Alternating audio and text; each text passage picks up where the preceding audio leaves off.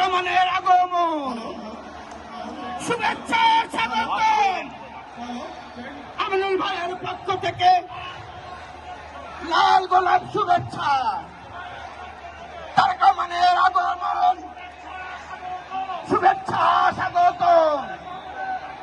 তারেক রহমানের আগমন, বাংলাদেশের পক্ষ থেকে আমিনুল ভাইয়ের পক্ষ থেকে লাল গোলাপ।